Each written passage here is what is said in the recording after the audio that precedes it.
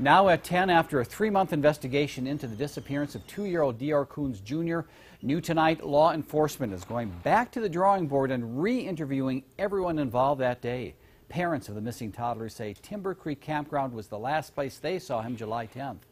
Good evening, everyone. Local News 8's Chelsea Brensel has been following this story since day one. She spoke with the Lemhi County Sheriff today for an update. And Chelsea, a lot has been put into this investigation, hasn't it?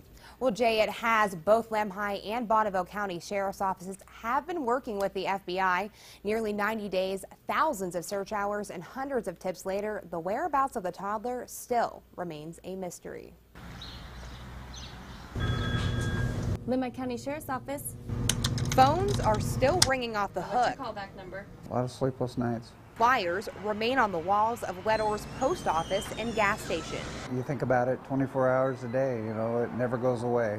It's been 3 months since 2-year-old Dior Coons Jr. was reported missing. Thursday evening, just right around dark time, they arrived, set up camp, and then Friday morning around 10:30, 11, somewhere in there is when they went to Weddor.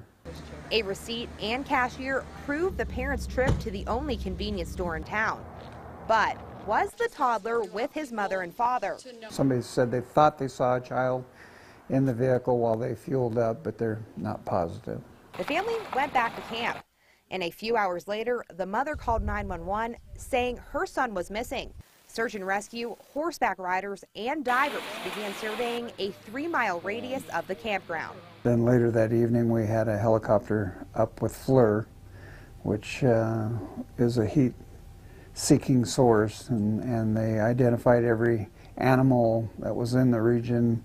And you know, if that child would have been in that 3-mile radius, we should have found him. But there are still no leads on where the child is. I don't feel like it's an abduction. Sheriff Lynn Bowerman says initial reports make the abduction theory unlikely. Somebody should have seen them either drive into the area or seen them camped in the area or seen someone suspicious in the area. Even after more than 40 years in law enforcement, Sheriff Bowerman is scratching his head. I can't remember a case like this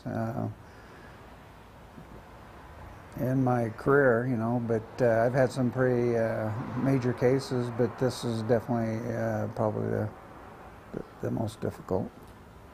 It's a mystery embedded in these western mountains. We want closure for the family, we want closure for the public, and we want closure for my office.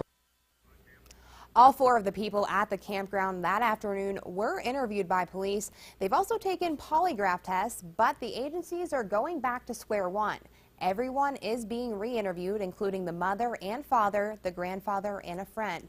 Live in the studio, I'm Chelsea Brensel. All right, thank you, Chelsea. And if you believe you've seen Dior Coons Jr., call your local police. If you have any tips at all, you can also call the Idaho Fusion Hotline.